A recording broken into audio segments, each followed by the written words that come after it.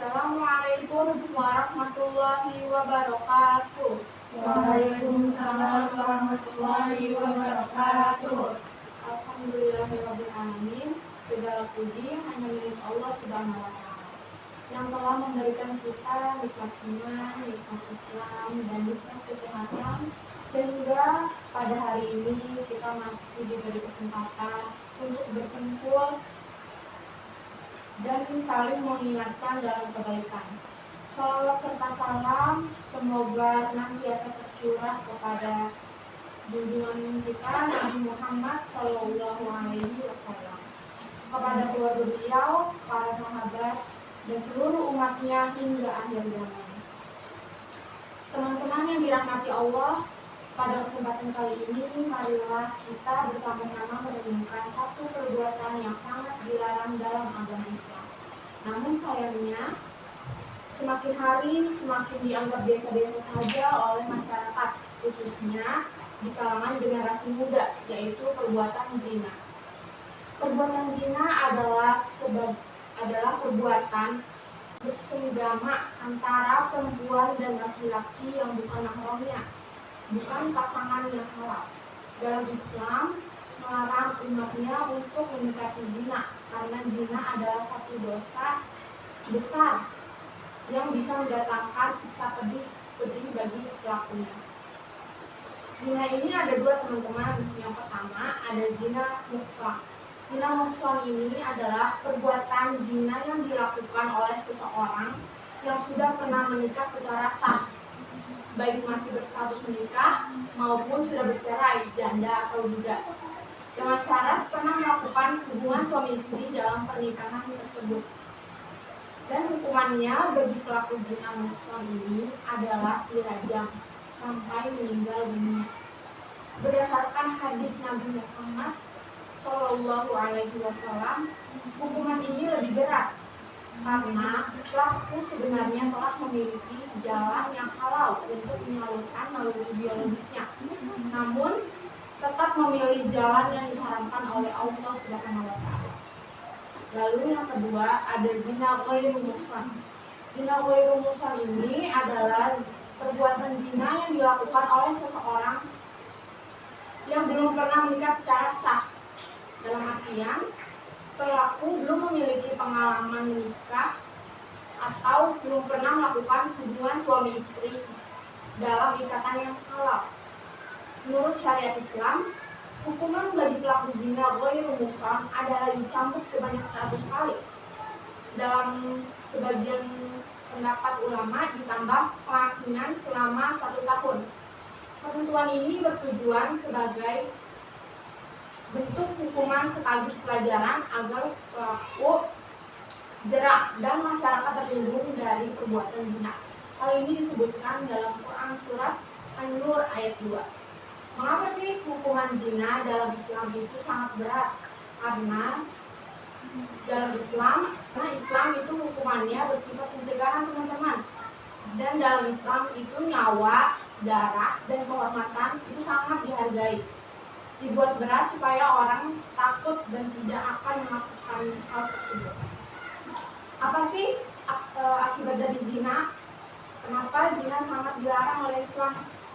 Zina bisa membawa dampak yang sangat fatal, teman-teman, seperti terjadinya resiko penyakit menular seksual, HIV, AIDS, sifilis, gangguan mental seperti depresi, kecemasan, lalu rumah tangga yang menjadi terpecah belah, rusaknya tatanan keluarga, dan hilangnya kehormatan. Apalagi jika terjadi kehamilan pada pelaku dan pelaku memutuskan untuk melakukan aborsi. Sudah dosa akibat berzina, dosa lagi karena membunuh. Belum lagi resiko terjadi kematian pada ibu hamil yang melakukan aborsi secara ilegal. Dalam Al-Quran, Quran surat Al-Isra ayat 32 disebutkan, Bismillahirrahmanirrahim. Wala taqrabuz zina innahu kana fahishatan wa sa'a sabila. Yang artinya, dan janganlah kamu mendekati zina. Sesungguhnya zina itu perbuatan dan keji dan suatu jalan yang buruk. Mendekati zina aja sudah dilarang, apalagi melakukannya. Beberapa hal yang mendekati zina yaitu seperti khalwat, berdua-duaan dengan lawan jenis yang bukan mahram di tempat sepi, termasuk dalam satu ruangan, kendaraan, atau berboncengan yang dapat menimbulkan fitnah dan prasangka. Yang kedua ada ikhtilat, bercampur baur, pergaulan bebas tanpa batas antara laki-laki dan perempuan, seperti dalam acara yang tidak diatur batasan aurat dan interaksinya. Yang ketiga ada zina mata, pandangan, memandang lawan jenis dengan hawa nafsu, melihat aurat, menonton film atau tayangan pornografi atau erotis. Yang keempat ada bersentuhan fisik, kontak fisik langsung menimbulkan nafsu, seperti berpegang tangan atau berpelukan, termasuk dalam kategori petting. Gerbang menuju perbuatan zina sangat banyak, apalagi pada zaman media sosial seperti sekarang.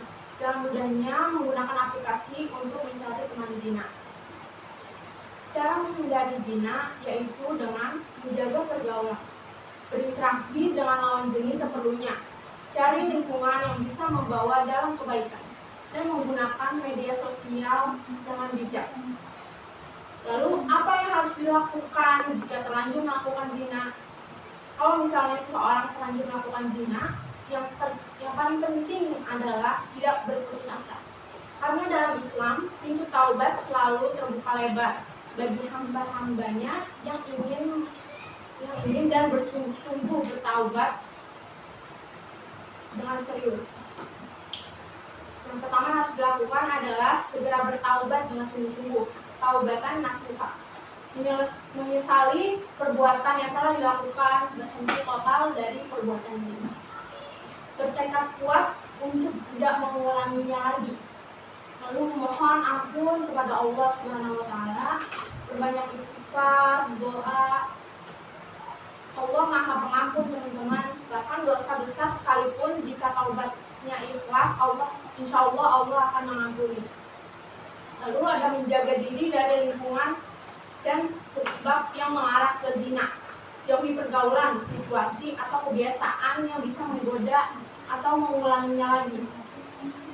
Lalu ada perbanyak amal soleh seperti sholat sunnah, membaca Al-Quran, sedekah, puasa sunnah, dan memperbaiki akhlak. Kebaikan bisa menghapus keburukan. Lalu yang terakhir ada menutup aib sendiri. Tidak perlu menceritakan dosa tersebut kepada orang lain, teman-teman, keluarga. Menjaga aib adalah bagian dari taubat. Teman-teman yang dirahmati Allah, zina bukan hanya merusak kehormatan, tapi juga menghancurkan keluarga, masyarakat, dan masa depan generasi. Karena itu, mari kita jaga diri dengan memperkuat iman, menundukkan pandangan, menjaga pergaulan, dan mendekatkan diri kepada Allah Subhanahu wa taala. Jika kita pernah terjatuh, jangan berputus asa. Pintu taubat selalu terbuka bagi hambanya yang bersungguh-sungguh menyesal dan ingin berubah. Semoga Allah menjaga kita dari perbuatan keji dan menjadikan kita hamba yang mulia. Akhir kata, semoga ceramah ini bermanfaat. Mohon maaf atas segala kekurangan. Assalamualaikum warahmatullahi wabarakatuh. Waalaikumsalam warahmatullahi wabarakatuh.